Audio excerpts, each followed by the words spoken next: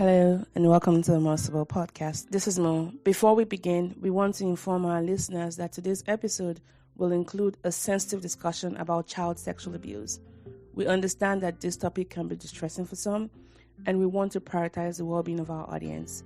So if you find that this subject matter could be triggering or uncomfortable for you, we highly encourage you to exercise self-care and consider whether listening to this episode is in your best interest.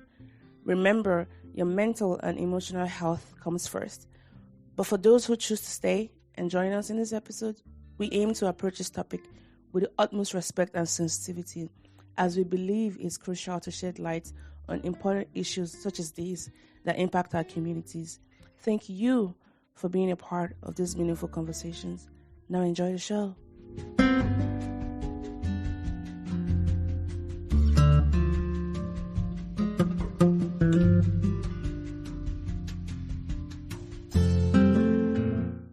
Welcome back. Today, I have someone who reached out to us to come share their story. I love when we get those kind of responses because, one, it shows that we're having some form of reach and the ability to also share diverse stories. So that's super exciting. Our guest today, has, done quite a lot.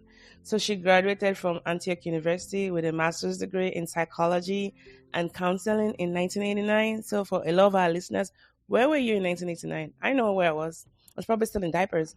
She could. That's not good. But hey, really glad to have you here because we can learn a lot more from you. She co-directed a sexual abuse treatment program called Parents United in Santa Fe, New Mexico, until 1991, before going into private practice full-time. She's been a psychotherapist treating children, families, couples, and individual adults for over 30 years, and she has worked extensively with abuse and dysfunctional family dynamics, their aftermath, and some of the most important elements for healing. She's also an author of having published 2 books, one called The Light in the Darkness and Into the Fire, and she's also just reading a new book called American in Therapy. She lives in Taos, New Mexico, and is retired now, just focusing on her writing. Everyone, please join me welcoming Miss Phyllis Leavitt to the podcast. Thank you so much for having me here today, Mo. It's just an honor and a pleasure to talk with you. Thank you. And I'll be on my best behavior knowing that we have a therapist on the podcast. Yeah, I might start asking you the questions. I know, right? All right, let's just talk about how you grew up and your upbringing. Yeah. And because we're going to be focusing really, the major theme here is psychology, your books and just the things you do. Were there any events in your childhood that also kind of, you think, tilted towards this field? Oh, totally. Which is probably true for many people, that there are certain formative events that sort of steer us in a direction without us maybe even knowing it.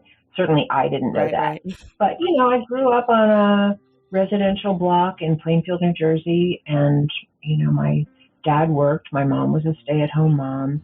And I had a brother and a sister, and, we went to school and we did our homework, and everything looked, pretty normal on the outside. And in a lot of ways, my life was just pretty ordinary. Go to school, do your homework, go to the library, go to museums, that kind of thing. My family was very educated, and they had a strong emphasis on education. And unfortunately, there was some abuse in my childhood, and I did not have any memory of it. I totally wiped it out. And I think it happened very early on, which is not uncommon that you don't have conscious memories when things happen early on. And so I've sort of told this story in, 10 different ways, but basically it just really, really colored my whole life. And from a very young age, I thought there was something very wrong with me, and I didn't know what it was.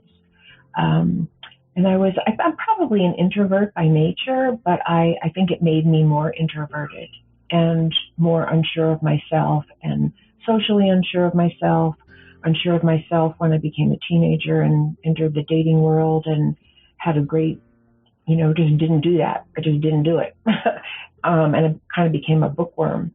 And so long story short, And I will say this, along the way, I had some very profound breakthrough experiences, not of remembering what happened to me, but of just having a profound connection to, I would call it like my deepest self or nature or something higher than myself. And I would have these breakthrough moments that were so profound and so life-giving, but they were also confusing, because then I would sort of descend back into this unknown kind of dark space, cloudy space inside myself. So to make a long story very short, I grew up, I went to college, I got married, I had 3 children, and none of that darkness went away. And I was writing in my journal one day, and it started to like unfold. Something started to come through in journal writing, that something happened to me. And I went on this deep search about what that was. It was almost like my unconscious said, enough already, you have to start to remember. And not too long after that, I went to therapy for the first time. And that's where the whole journey of remembering began. And it was a really hard journey. Went on for several years. And in the process of that, I decided to go back to school and get my own degree in psychology. So I had my own background in that. And then I worked in a sexual abuse treatment program, and that was fantastic experience. I mean, obviously the subject is sad and difficult, but I learned a lot. And then I kind of took my own experience and my school experience and my internship experience, which was in a sexual abuse treatment program. And I took all that to my private practice. And I'll just say this real quick, and then please jump in. What I've discovered, and I think a lot of therapists could tell you the same thing, the prevalence of abuse and neglect in our society is really quite epidemic, And the suffering that people feel behind closed doors that they try not to show, me being one of them, is profound. And it really needs to have a spotlight of healing on it. Not a spotlight of blame, but a spotlight of healing.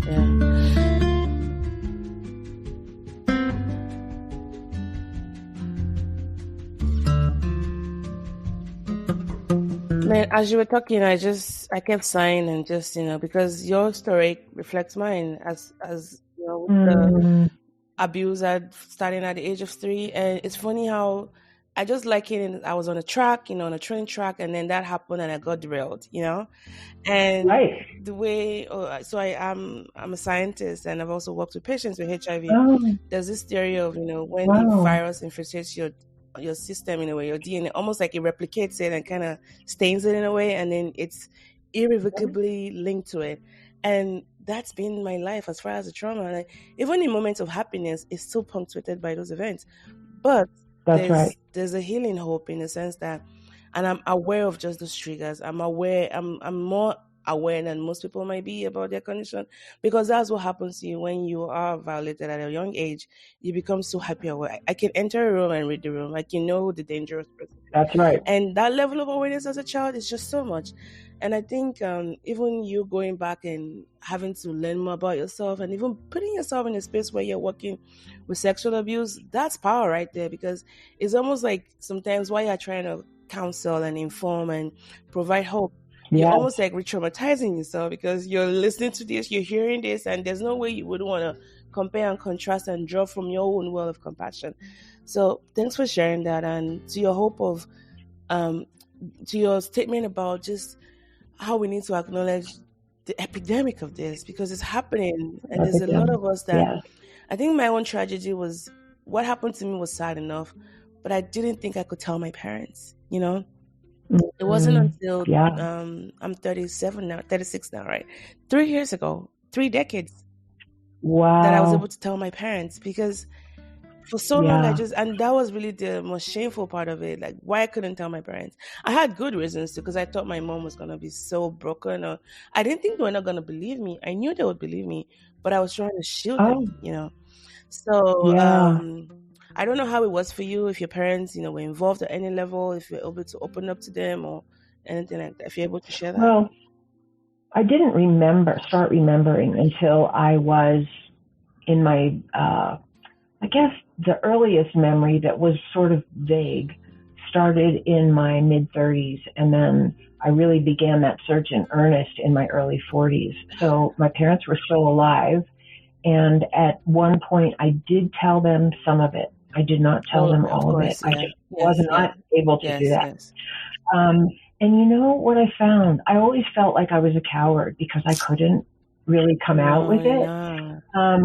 And then I realized that's not true. And speaking of it was really for my own healing. It wasn't for the response. And I didn't get a bad response, and I didn't get a great response, I would say. But it was such a relief to my psyche that I spoke it, and that was a part of my healing. And I can tell you today that it's still hard for me to say it. And I know it's a part of my story. It's a part of my healing. It's a part of my work as a psychotherapist. It's a part of everything I've written. It's a part of, whatever I feel like my service and my contribution is. It's absolutely inextricable from that. And it's still hard to own because I think we still have a lot of stigma that I internalized. Yes. And so I just have to work with that because, the last thing that I want is for anyone else to feel stigmatized. Exactly. I mean, right. So I know that, I'm sorry I keep going back to this because I think it's so important what you're talking about. So I know for mine, there's some things I remembered, but there's some things I cannot remember.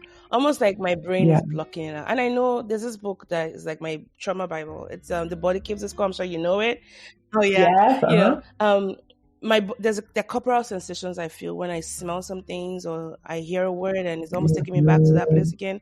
But there's some events I cannot remember. I know if I should try to bring them to fore, it's almost going to, and if I'm not in the safety of a therapist or just, with community that can hold me back together again, it's like to what end, right? And I know your brain does that thing of trying to protect you from trauma, but I'm curious about yours, how you never even remembered until you were 30 something. Yeah, I think that I never felt safe enough to do that. And I don't know, and I think it's not that I was safe then necessarily. I wasn't in a good marriage at that time. In fact, I probably felt really undone by the relationship that I was in. And I think it's different for different people. I think some people really do start to remember when they feel really safe in their lives. And I think some people, it's like it just can't wait any longer. And you're like it when you have to throw up. You just have to throw up. Right. You can't stop Right. I think it was more like that for me, and I'm grateful. I'm really grateful because I, over the several years that I worked really intensively with the memories that came up for me, I feel like it really did release some great toxicity from my system. And it wasn't easy. And because it took time and because it wasn't easy, it's just given me so much compassion for people. This is like, there are people that are suffering, massive trauma that they have no help for. And that was part of the inspiration behind my present book, America in Therapy, because there's people all over the world suffering from discrimination and poverty and gender biases and discrimination and war, ongoing conflict that have no help. They have no help for the trauma that they've sustained. They have no help for the after effects of the PTSD that they're living. And they're acting out and they're acting in and probably are just as much of a mystery to themselves as I was. I was a mystery to myself. And so, part of the motivation, one of the big motivations for my book was, let's take everything we know out of our private therapy offices and put it out for everyone in the world. And that was really the goal of my book. These are the things I learned from what happened to me, from working with hundreds of people. These are the things I learned. These are the things I learned about what it looks like when abuse goes unrecognized and untreated. And these are the things we've learned from the best psychotherapy about what helps to heal and what we need to heal and how we can help each other heal. And so there's those two sides to what I wrote. And it's not necessarily common knowledge. And I realized that because when I talk to people, they're like, oh, I never heard that before. Yeah.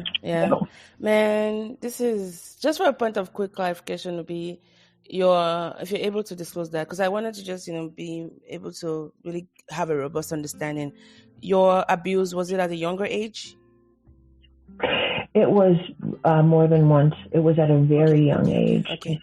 And then later, yeah. If you could go back now and try to put a thread through just your experiences from how you went through those abuse, and then at the point of slow realization that, oh my gosh, this is what my brain has been trying to protect me from. What are some, for those who might be stuck in that fugue-like state, let me just use that term, even though it might not be quite correct. What are some of the corporal sensations you had? And I know it might differ for different people based on, maybe the environment, but what were the signs that, early intervention would have been key? And I'm asking for those who might be stuck in that, who might not even be able to recollect or put those two things together. Like, the reason why I'm behaving like this could be because maybe I was abused, but my brain is still trying to block that from happening as far as the realization. Yeah. I mean, there's so many answers to that question, but you're basically asking me what are some of the identifiable symptoms? Yes. To necessitate early intervention. Yeah. Yes. Yeah. And I'll say some of mine, but I'll also say, because I didn't have all of them. Nobody does. We have different personalities and we cause differently. For me, it was becoming more and more inward and fearful. I had a lot of fears. I was terrified of the dark. I was terrified of death when I was a little girl. I was terrified of spiders, and I just became more and more inward and sort of turned to books. And that was sort of an acceptable thing to do in my family. I think my fears weren't taken seriously. I don't think anybody even noticed, and then I would just say, I felt socially extremely awkward. I never felt comfortable in my body, ever.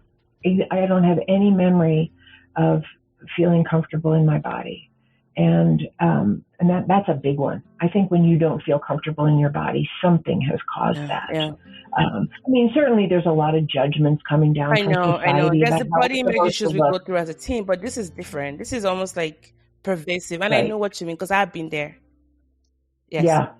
Yeah. So for me, it was, I would say as I got older, it was like, terrible discomfort in my body, socially feeling pretty shut down. And I would just say mostly anxiety and depression were my main symptoms. But for some people, it's really different. For some people, they become aggressive, they become hostile, their defenses become much more like outwardly pushing away. Mine were sort of pushing away at myself, and protecting myself from hurt. Yeah. But I don't think I even knew that. I know. I didn't know what I was doing. Yeah. Definitely. And for some people, it's becoming people pleasers and just going out of their way to please everybody, or becoming workaholics. And I was kind of a workaholic. I guess I would say that was one of my coping mechanisms too. But becoming workaholic, becoming addicts, you name it. There are so many symptoms. But I think what we need to know as a society is that the more extreme those symptoms are, the more they're actually a call for help. Our symptom, it's just like if your body's in pain, it's saying something's not working in your body. And when you're displaying, extreme emotional behaviors, whether it's extreme isolation or extreme aggression or extreme domination of others or extreme submission where you have no voice, it's a call for help. It's saying something's wrong with what's working in my emotional life. Sure. And I don't think we recognize that so much as a society. We don't. We see the symptoms without understand there's an underlying cause to it. Yeah.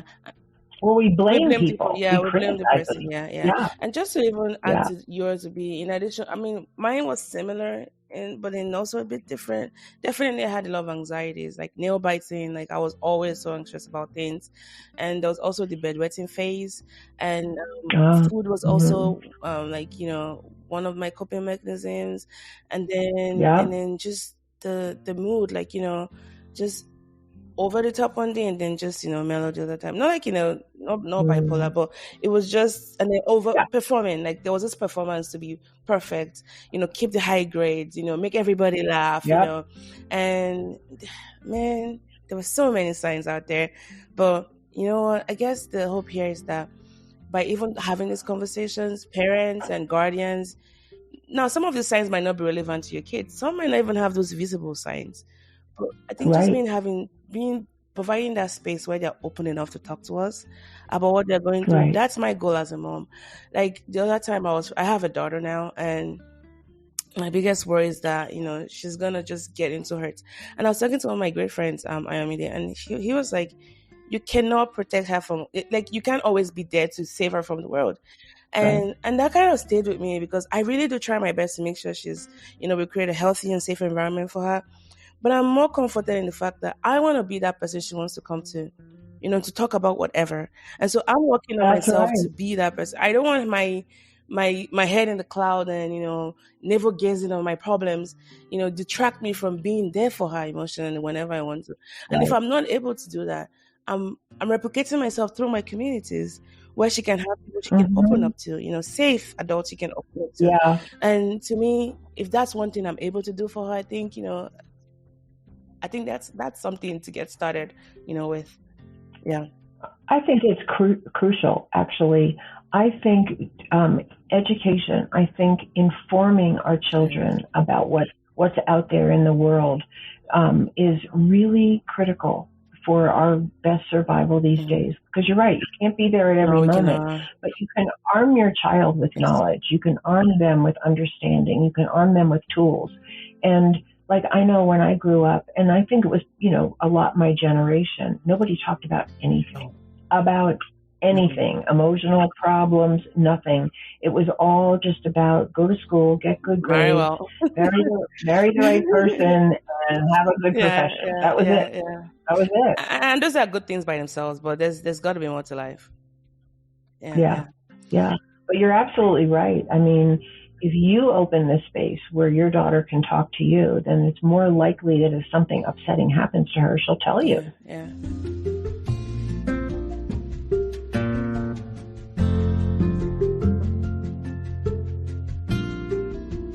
Now, if you are liberty to share a little bit about your work on sexual abuse.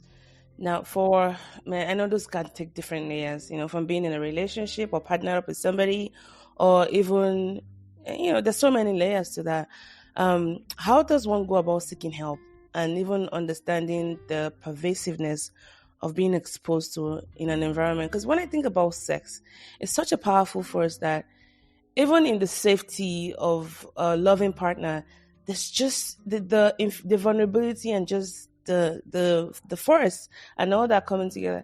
Like, you need to be in a safe environment, because even in a safe environment, you're still questioning some things like, I get to create magic with this person. Now, how much more when you're in a place where there's a lot of abuse, there's a lot of abuse yourself, how you look or what you're doing and things like that. How do we begin to seek help? And I'm speaking for both men and women, because as you know, they're both they're both victims when it comes to issues like this. Oh yeah. Well, I think there is still a lot of shame around sexual abuse. And I think that's one of the big reasons why people don't want to talk about it. If they're remembering, or if it's happening now and they're aware of it. I think shame. I think fear of retaliation, either by the abuser or by people who support the abuser. I mean, I've had many, many clients over the years who did tell and were blamed, either ignored or blamed, or, still not protected from the person who was hurting them. So, and hopefully we have better education about that in our school systems, or at least some of them, where children are encouraged to seek help outside the family. And I know that a lot of times it is not effective, and sometimes it is. But that's the goal, is that you seek help somewhere from someone who believes you and or has the power to help protect you. And that you find the encouragement to do that you have a right to have a voice, that you have a right to be protected. And probably number one, that it's not your fault. Yeah. No matter what you've been told, no matter what you've come to believe about yourself, there's something about me, or he told me I liked it, or whatever the things are that happen, it's never a child's fault or a teenager's fault. It's not even an adult's fault if they're assaulted. Right. But we internalize that kind of blame, and so it keeps us silent. And so, that's why we need to make it safe as a society for people to come forward and say, this happened to me, without shame, without blame, and with a sincere desire to protect. And I think, I just wanted to throw in one other symptom that I forgot to mention. And I think this is very prevalent, and it may be more prevalent for women than it is for men, but I don't know, it may not be.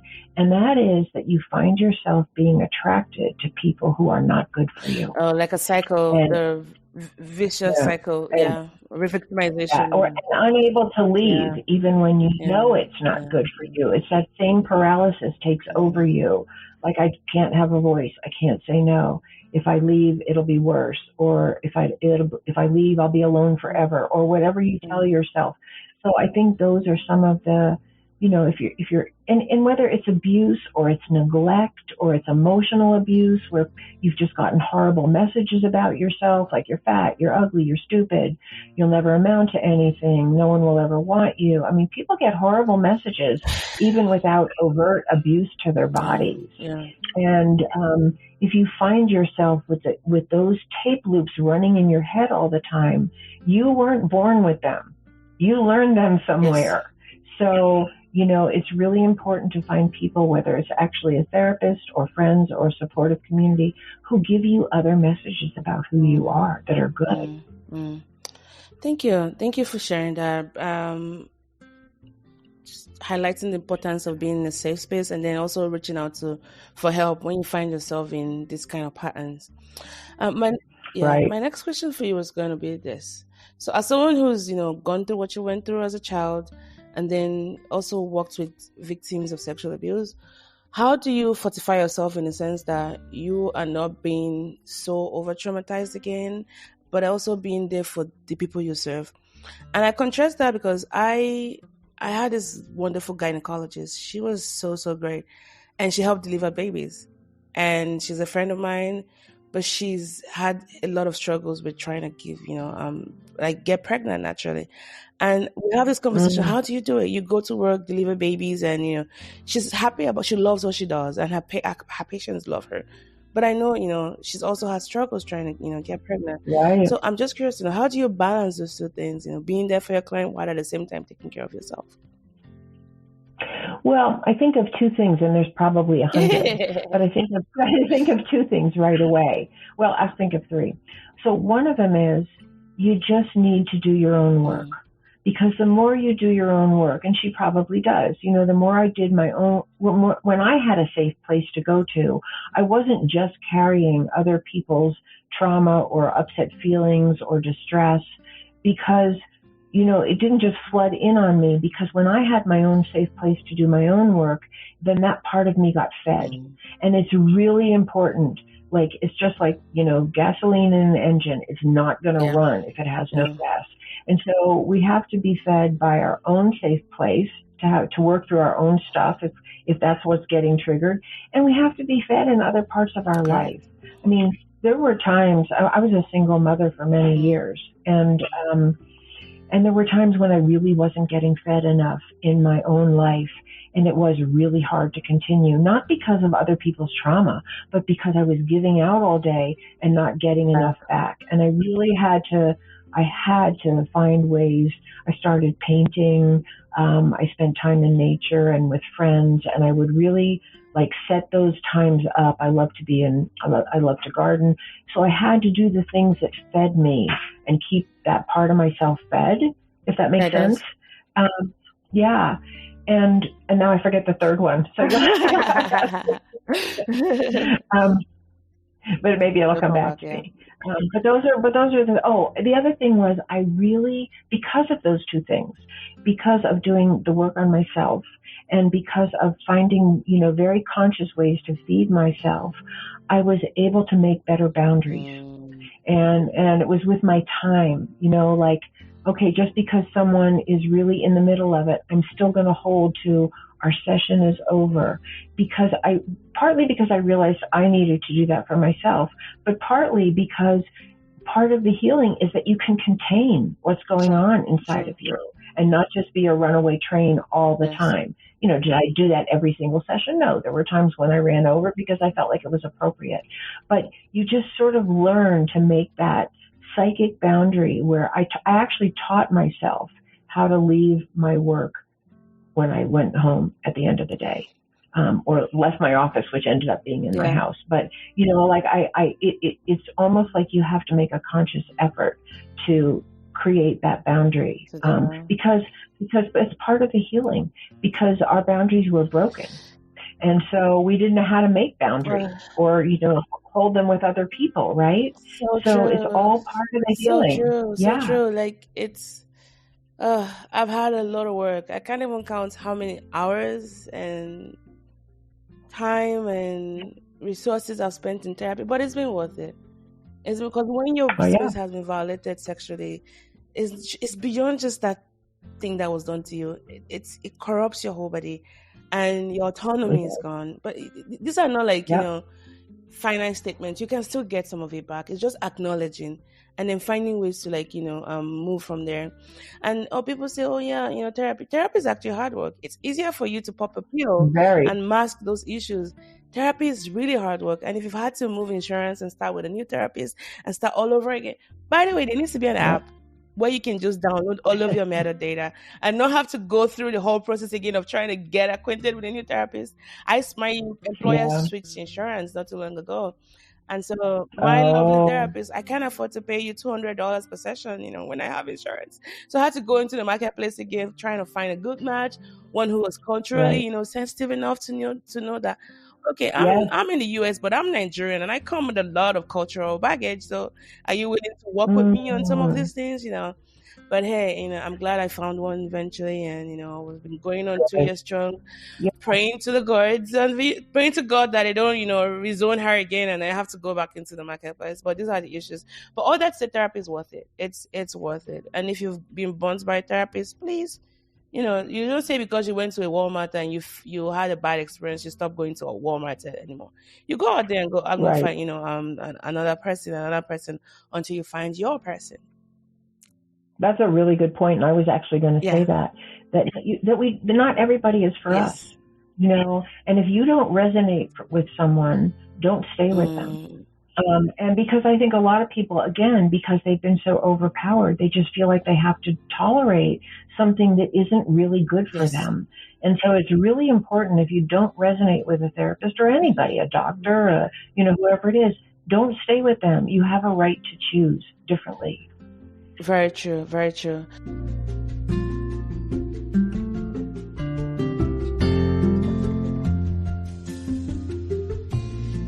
So let's talk about a little segue here. Let's talk about the pandemic of loneliness, right?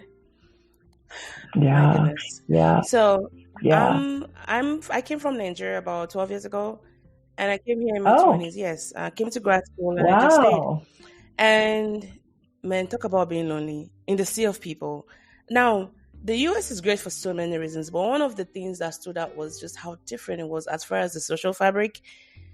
Now, in Nigeria, in Lagos where I grew up, and mostly for Nigerians, you have a lot of micro conversations that go on. The moment you get out of your house, people are just having conversations with you, whether you want to or not. It's hello, it's hi, it's nice. You have those little conversations you have with people, or even one-sided ones.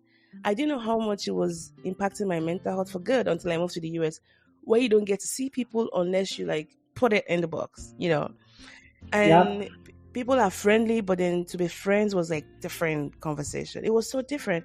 Yeah. And then, but I've been able to make that work. Now I have micro communities. I have a pickleball community.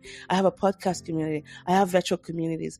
I'm drenched in communities because that's the only way I can make it happen. Otherwise, it's not good for my soul. But since COVID happened, I think it's kind of shifted that paradigm a little bit, in the sense that we don't go out as much, but we're learning more on technology, right? But then the sad part of that is that those that were lonely before, the loneliest of people, they've gotten more lonely since the pandemic, right? Now, we know that's not good. We're not built to be alone. No man is built to be an island. Mm-hmm. What are some of your tips to kind of help people get out there and seek the right kinds of communities that are good for their soul? And if they've been abused in the past, they definitely need the kind of good ones. So I'm just curious to know what your thoughts are on that question. Well, there's many answers to that. And I don't actually think that first of all, I don't think there's a one size fits all, but I also think it's a hard question in our society. We have a very strong belief in the United States in independence, which is a total myth. It's ridiculous, and it's counter to everything we know about what's good for people. But it's very powerful here. Like, you should be able to do it on your own. You should be able to take care of your own needs. There's a shame for asking for help. There's a shame to say, I almost like you want to say you did it by yourself. And I'm like, no, I find myself even getting into that funk sometimes. I'm like, slow down. You're not a self-made person, Right. And I think part of also because our culture here is, I don't know about other countries exactly, but our culture here is so mobile that people move away from their families a lot, and they don't have that foundational just family support, or they didn't have a family that they want to continue to relate to. And if you put on top of that whole, where I'm a self-made man kind of thing, that it is very hard to reach out for help. I think one of the best, there's a couple of, sort of probably known ways to start to reach out, and that is just to be more open yourself with other people. Because a lot of people actually crave that openness, but they don't know how to generate it. And if somebody doesn't want it, they'll disappear from your life. But a lot of people really crave that kind of openness and greater comfort with being more intimate, or more, just more like who I really am, rather than who I think you want me to be, or what I think is going to impress you, or whatever. And that can happen out of doing some of the basic work on yourself. So you've healed some of the most painful wounds that keep you defended. And it's also doing what you love in life, because you're more likely to find the people that you resonate with, whether it's a church that you want to belong to, or an art group, or a healing group, or a nature group, or, someone who, volunteers at an animal shelter because they love animals. I mean, if we follow the things that we love, there's more chance that you're going to meet like-minded people. So those are two, I think, accessible ways. And sometimes if that doesn't work, there's just more healing to do of whatever shut you down. Yes. It's something a friend of mine, a psychiatrist from Armida, always says, like, about, something, how you get hurt by people and then you want to climb up inside. He goes, the same people who hurt you, not like the same, but people who hurt you are still the same people who would heal you. You need to find those communities. And I loved your emphasis on starting with your own interests, and as well as works for me. I used to have a Toastmasters group, my pickleball community, like that things I love to do. You can't find me in any of that space. If I find joy in those activities, best believe I'm going to find community there. And it makes life so easy, because when work gets too stressful, guess what? I'm on the courts, stressing it out, or maybe doing my podcast with my friends, or, my podcast community where we just, share some best practices. So start with what you love and find the communities. And sometimes you don't even have to leave the comfort of your home. Although it might be nice to get out there once in a while, we have the internet now where the world is so globally connected. So thank you so much for this. Now let's talk about just your writing. Man, was it Doris who said it? I hate writing, but I love to have written, right? I imagine how, congratulations on 3 books, by the way. And I imagine it hasn't been a walk in the park. Maybe just tell us a little bit about your 2 books and the process behind it. And then let's spend a bit more time on your latest book, American Therapy. Thank you. Yeah, I always wanted to be a writer. Ever since, I knew that I wanted to be something when I grew up, it was always that I wanted to be a writer. And I don't know, I was just born that way. And I loved writing in school. I loved writing papers. I loved reading books. And then when I was, a little bit older, probably after, probably when I had children, I started journal writing, and I had like stacks of journals that I kept. And then I would write little pieces. And I wrote poetry for a long time. I was in a little poetry group. I've been in a writing group with a couple of other women for, I don't even know how many years now, probably between 15 and 20 years we've been together, and talk about having community around something you love. I met these women at a writing conference, and we've been together ever since. So writing was always my path. I always really felt it's not just that I loved writing, but I felt like that's how I connected to myself. Like that's how I connected to my deepest inspiration, thoughts and feelings and understandings that I might not have just been able to sit down and think about. It always came through writing. But the inspiration for my first book was really, which was called A Light in the Darkness. Those two books were kind of sequential. One follows the other, A Light in the Darkness and Into the Fire. And they were primarily, the whole first part of the first book is autobiographical, and it's just pretty much chronicling my life. And, you know, the way I moved through what happened to me as a child and sort of began to come out the other side. And so part of the healing for that for me was, I call it a spiritual connection, but you could also just call it a connection to your deepest self, your soul, your essence. And so those two books kind of chronicled that part of my experience. And then I don't remember when I wrote the second one, but the third book, America in Therapy, is really very different. It's sort of it really is that I want to bring the understandings that I've gotten as a psychotherapist and having done my own work, or am continuing to do my own work. It's never over. I want to really say that. It's not like I'm done with my work. And working with so many people over the years and seeing the prevalence of abuse and neglect and seeing the horrible toll it takes on people. It's devastating to our psyches to be hurt by other human beings. And I don't think we really understand that as a society. And I don't think we understand that if we continue as a country, as national policy or local policy or state policy, to target certain populations and discriminate and withhold resources from certain people, or judge certain people as inferior, or that they deserve whatever they get because they're lazy, or they're inferior by nature, or whatever. If we continue to do that, which is exactly what happens in an abusive family, like she deserved it or he deserved it because he or she did blah blah. If we continue to enact those same dynamics on masses of people, we're going to have, and we do have, it's not like a future thing, we do have untold numbers of highly symptomatic people. You know, the prevalence of drug abuse, the increasing incidence of gun violence and shooting of innocent people and murder of innocent people and police brutality and, you know, discrimination, you know, that you can name 100 ways that discrimination is taking place. And sexual violence and sexual discrimination, gender discrimination, all of it, these are dynamics, and I say this very loud and clear in my book, that none of us want in our own lives. But somehow we are okay to perpetrate them on other people. And that is a sign of mental ill health. So one of the big things that I say in my book, and there's sort of a lot of like big points that I'm hoping to make, is that that's not really a political issue. It's not, our discrimination against other people is not an ideological issue. Our making war and violence against other people is not essentially an ideological issue. It's a mental health issue.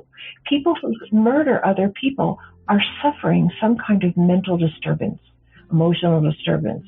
And our goal needs to be to prevent that, not just target people and punish them. Yeah, sometimes there are people that need to be restrained because they're just not safe for society. But our goal needs to be prevention. What are the societal conditions, the policies that we have, the attitudes that are often proposed and spouted by people in positions of power that are discriminatory, that are violent, that lead to violence? Because this is where we need to bring the best of what we know to mental health to bear. And that's really the reason why I wrote the book. But there's many reasons why I wrote the book. But it's sort of looking through the lens of the microcosm of an abusive or neglectful family and putting that lens on our country and saying, we're not actually promoting mental health in our country. And there's many signs of mental ill health from the bottom up and from the top down that desperately need to be addressed because people are suffering and people are dying. And our children are not growing up in a world where many, many, many children do not feel welcome. And that's not right. Yeah.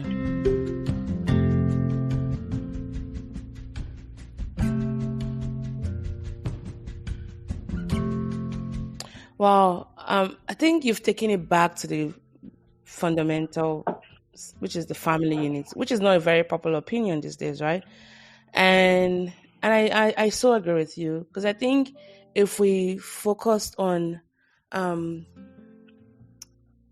supporting the family and 100%. draining the roots, and even having some policies in place that are so family friendly, that can also help. And I'm sure we won't have a world where everything's going to be hunky dory, but I know for a fact that sometimes, so take for example, I have a job, my husband has a job, and I feel very fortunate about that. Now with a child, and sometimes having to take time off work, she's supposed to start pre-K in August, but they're telling me that she doesn't have access to after school care. And I'm thinking, from 2 o'clock to 5 o'clock, how am I supposed to take care of her? Like, I shouldn't, like, as a parent, I should feel like I have support by the society in a way to provide that kind of access to my, now we have to, like, go do private care and all that. What if I didn't have the resources to do it? Right. You either have a child who's sitting home alone at a very inappropriate age, or they're left with people that are less than safe, or you can't work and you suffer. Yeah. And I really want to emphasize what you said, because that is key. Like, we don't want to just look at parents and say, why aren't you doing a better job? Or why did you explode when you came home from work, where you were maybe treated poorly, or you can't earn enough money, or whatever? We don't want to just blame people. Like, what are the conditions that would help parents parent better? And it would be a society on so many levels that would provide, much more affordable or free access to childcare, that would pay better wages, that would give people better housing, better access to medical care, better opportunities for education, because these are all the stressors in people's lives that make them explode. Yes. Or explode on themselves and commit suicide or take drugs or whatever. So it's sort of like it's sort of like exactly what's happened in the field of medicine. If somebody's liver is, not functioning properly, you look at the whole body. Yeah. You don't just say what's wrong with the liver. Are they drinking too much? Is there something wrong? I don't know what causes liver disease, but you know what I'm saying? Yeah. Like, you look at the whole body and say, what's contributing to this organ not working properly? Not just like, we have to do one drug that targets the liver. And again, I'm probably talking nonsense. No, but I get you. Like, how you're trying to make that like. Yeah. So we don't want to do that with individuals. Exactly. You don't want to tell us what's wrong with that person. It's like, what's wrong with the system they live in? It doesn't support them to be healthy. Yeah. And I know the example I gave is just, it's a low-hanging fruit. It's a good one, but in the grand scheme of things, there's two serious issues. And maybe because it's just limited by my school, but I imagine for people who come from, who have single-parent homes, those issues are more compounded. And I'm not saying, we should keep supporting so people can, no, but it's what it is. If the kids are here right now, those people also need support, because I can't even imagine doing it by myself, and I don't know how you did it whenever you had your kids and you were single before you got married. I imagine you had a lot of struggles as well. Oh, it was really hard, but it wasn't as hard for me as it was for some people. And I will say that emotionally, it was really hard.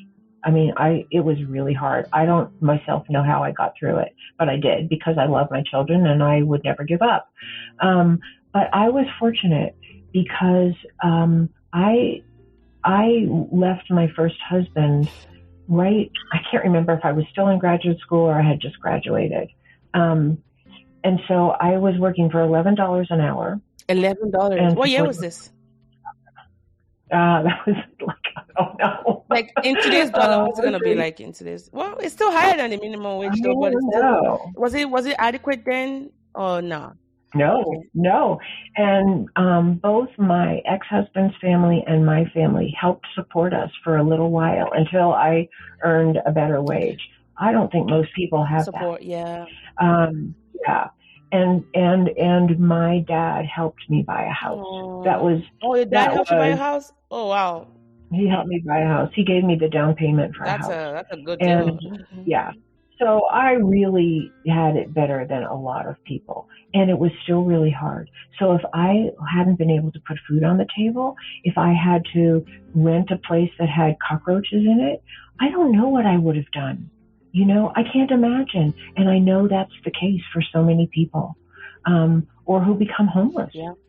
I mean, it's really, really hard. And again, that's why I emphasize, like, what would it be like to have government officials, people who are elected by the people that they're supposed to serve, who actually were talking about what people need, about their homes, about enough food, about food on the table, about adequate resources to send their children, to college.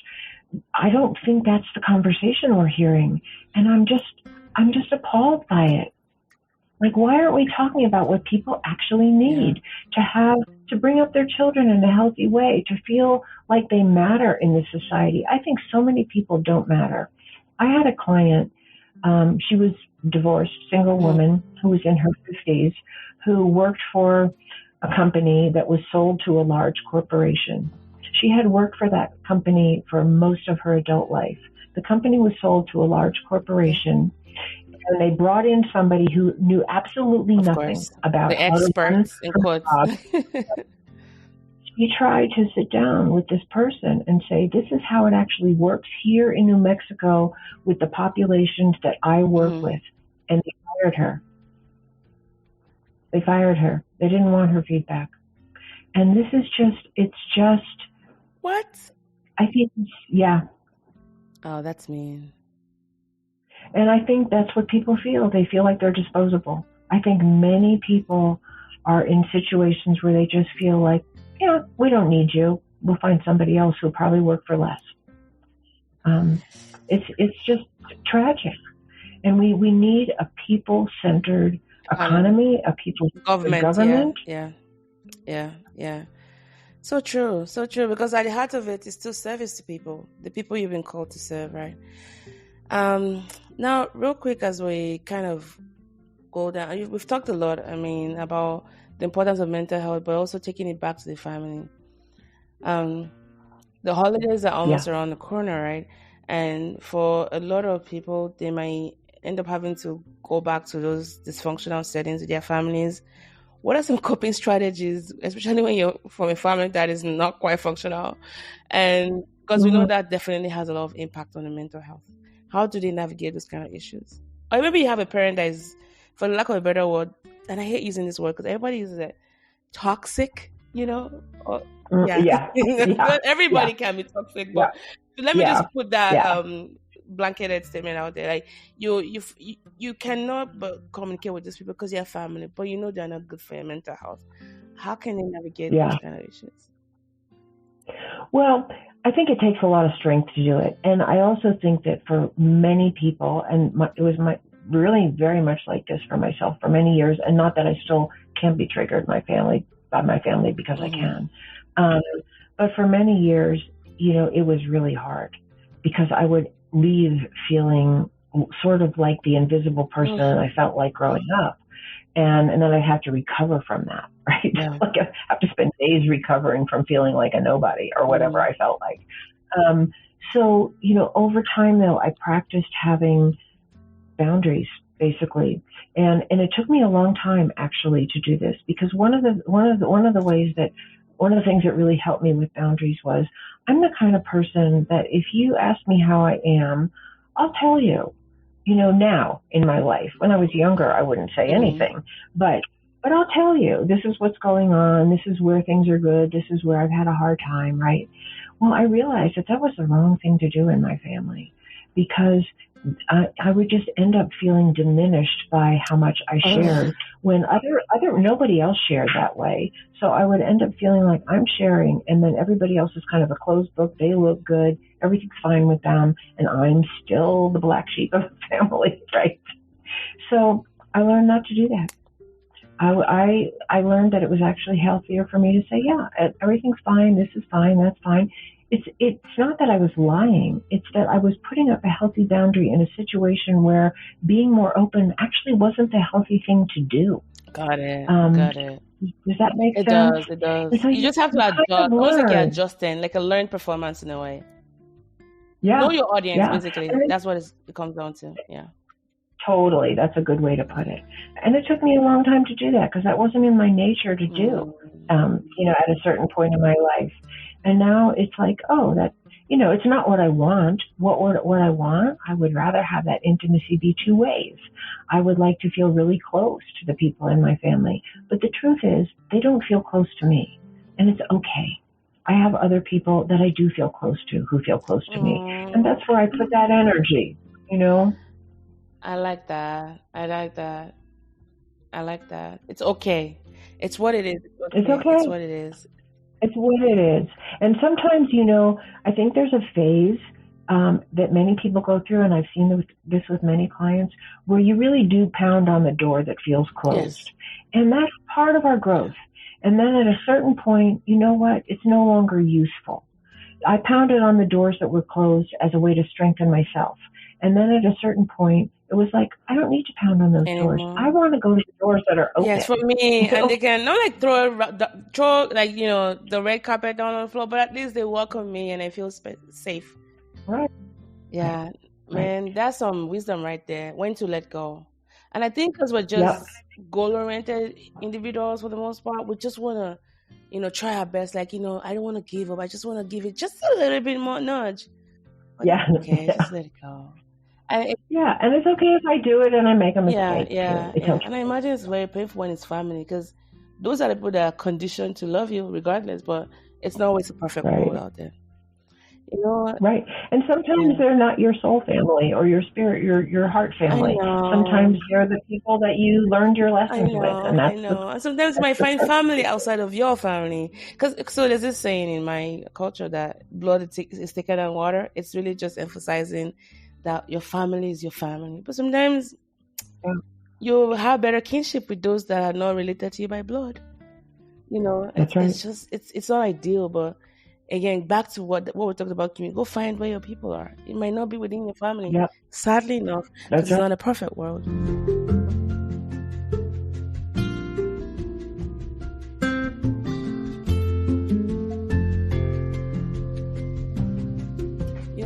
That's right. It's really been nice chatting with you today, and I feel like I need to bring you back. Maybe I'd love to come back. I would like to explore suicide with you. I am reading this book. Well, I think I'm almost done with it. Stay. You probably know it in your circles. Stay. Philosophy surrounding suicide. It's called Stay. STAY. Oh yeah. Oh no, I'll look it up. It's my goodness. It really. It kind of goes back to that thing you talked about, individualism, and that line we've been told. And so it's A History of Suicide and the Philosophies Against It is by Jennifer Michael Hecht. And the premise of that is that you don't own your life. Like, you being alive is a predictor of somebody else being alive. And when that sequence is gone, because the predictor of someone committing suicide is, one of the strongest predictors of suicide is knowing someone who's committed suicide. So in that way, we're all linked, and that lie of, this is my life, this is my life. My friend was sharing with me, there's this new movie, which I haven't seen yet, Across the Spider-Verse. And there was this part Miles was saying, you're not just you. Like he was saying, it's my life, it was my life. And then he was corrected and he was told, no, it's not you. You're not you, you're who you belong to. A lot of us have contributed to make you here. And literally in that sense, your father and your mother came together at one point to make you. So it's not just your life, There's so many people depending on you and who look up to you in one way or the other. They might not be able to articulate it. So I'd like to bring you back and really explore suicide and mental health and, cyberbullying and online. I love that concept. I want to say that I love that concept because it's not only that we're interconnected by who brought us here, but we affect every person we interact with. Yeah. It is an interconnection. Yeah. We're affected by all the people we interact with, and the more mentally and emotionally healthy they are, the better food they are for us. Yes. And the more mentally and emotionally healthy we are, the better food we are for other human beings. Okay. And I think that's what it's all about. And that's what I want for our country. Yeah. That's what I want for our country. I'd like to bring you back and do that because Thank you. I'd love Yeah, to. I think it's so important. Even talking to a professional like you will also help to, add more substance to our conversation. But for those who might want to find Great. you for your new book, Yeah. where can they find you? Where can they get your book and all of Yeah. that?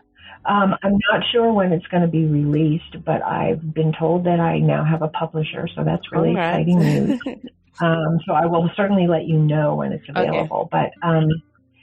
But you can find me on my website. That's one of the best places, which is www.phyllisleavitt.com, and that's Phyllis with 2 L's and 1 S, and Leavitt, Leavitt. Okay. And there's a little sign-up box right on the top of the website where if you sign in with your email, I can tell you exactly when my book has been released and send you my newsletters and just keep you up to date. But I have a lot of podcast interviews on my website, and I'm just in the process of creating a new website, so that should be up soon. But I'm also on LinkedIn and YouTube and Facebook and Instagram and Twitter. Okay. So you can find me in any of those places. And thank you for asking. Of course. And we'll link all of that in the show notes. I just want to say thank you so much. Now, before you go real quick, I'll give you this. I do this every often now and then because I've asked you a lot of questions. You've been very great at responding.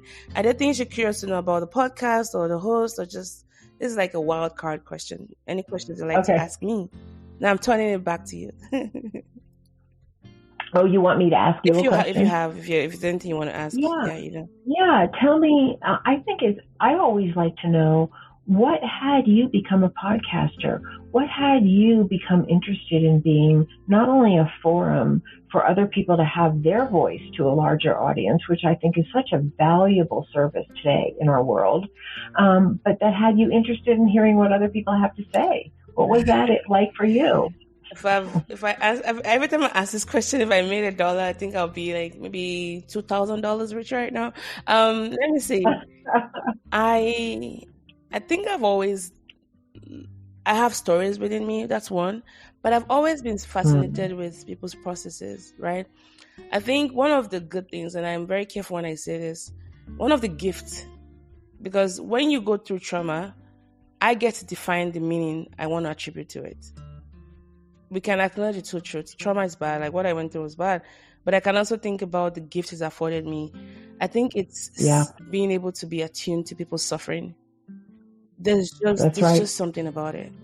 And I'm not perfect. I've dropped the ball. I've disappointed people. I've not always said the right things. But I'm able to just, like discomfort and suffering, there's a way I can just connect to it, And so my podcast just, became that platform to really explore the stories that abound in people. Because I strongly believe that we have so much more in common than what separates us. And even if we have differences, it's okay. I don't have to agree with everything you do. I don't have to agree with how you live your life. As a matter of fact, I think that's what makes the world such an interesting place, that we live our lives in different ways, But what are those things that we can connect with? Or even the points of contention? Can we still have discussions about it without attacking the person, And but I had to clean up house. I had daddy issues. I had, traumas I hadn't explored fully. And I knew that there was no way I could stand in front of the mic if I hadn't done my work. Now, there were some things I needed to do immediately, but I'm still unraveling myself in front of the mic. So I'm still a work in progress. Always going to be a work in progress until I die. I'm always going to be a work in progress. But I knew I had to, confront the biggest thing was my dad, because I had a hatred for him. So that I had to do that and forgive him and let it go, because I was holding on to him, and that kind of held me back creatively. You talked about writing being a space for you. Writing has always been a therapy for me, because it helps me sometimes even exercise some of those demons and, had thought that I'm, holding on to. So I've used writing as a platform. So my writing has evolved into just talking about things. So this is why I do the podcast. I really want people to know that whatever they're going through, they're not alone. Like we're so similar in our struggles. It's all mind blowing. And as a host, and I look at what you're going through right now. I can relate to someone that I know in Nigeria, and who will have thought that, we have so many similarities despite, being worlds apart. That's my reason that for the podcast, is my purpose for the podcast, to show that same but different thread that runs through all of us. Yeah, that's beautiful. And I love what you said, work in progress, because I feel the same way, and I feel like that's what it is, and that's beautiful. We're not supposed to arrive. We are a work in progress, and we're always learning something new, and that's the beauty. Yeah. And the other thing that I really love that you said, I'll just it's okay. Go ahead. No, is that, I love that you said, because it was really true for me, like all the things that happened to me that were really painful have been the source of my transformation. And I think that's what we hold for each other. That's what we give to each other. Amen. And I know not everyone has gotten to that space where they're able to talk about it. Man, there's hardly anything I haven't shared. And it wasn't something I started, back to back. It took me a lot of time. It took me 3 years to talk about my issues with infertility and pregnancy losses. But I'll tell you that I've gotten to a place where I'm able to mentor people through it. Like, I'm still going through it because, I have a daughter now, but it was through, because it's a beautiful thing. It was through adoption, and so like the biological fulfillment of, motherhood, I haven't attained that yet, but there's still beauty in it. I can acknowledge the grief with that, but also the beauty that I now have by parenting my lovely daughter. But being able to show that process and let people know, it's okay. You can talk about those two things. And I love the amount of love I have for my daughter is sometimes often punctuated by the grief I feel by not being able to fulfill that biological, duty or whatever it is, but it's okay. It's okay to be that way. It's sometimes I get lost in a funk. Sometimes, my head is in the cloud, but I just want to keep sharing that it's okay. It's okay to feel that way. And then even with the sexual abuse, talking about it and, having to therapize it with, my community. But I have to make sure I do the work on myself because I'm not going to come out here and be like a whole mess and get that vulnerability hangover. But those moments of vulnerability have transformed my life. And, that's right. And I know there's still some shame that I'm still processing, but guess what? I'm not where I used to be, So you're so right about that. Like the things I've gone through, I've used them as a way to kind of build myself up and hopefully my community as well. And you do. I mean, you clearly do. So that's very beautiful and very inspiring. And I love your questions, by the way. Thank you so much. I'll let you. I'll let you go now because I think it's way past the hour. But thank you, and I will bring you back. Thank you. I'm going to make a note to my assistant to find. I would like for it to be a panel because I know a friend who attempted suicide at the age of 8. I'd like for us to have like a panel style conversation and. I love that. I would love that. Maybe so victims who've lost, children or loved ones through suicide, someone who attempted it, and then you, and then, I think that would be very helpful for the community to just see the life cycle. I love it because, that's the goal for it. Anyways, thank you, Phyllis, and thank you so much. Thank you so much. All right, take care. Bye. All right, guys, this was the podcast, and my goodness, it's just been great being able to. Even tease into the mental health domains and the importance of just taking care of one's health. And I'll bring her back. We have to do suicide. So I'm putting this note down for my assistant to make that note. In any event, thank you for sticking out with this episode of the podcast. And I remain your host, Sibyl. Love you guys. And please take care of your health. All right. Till next time.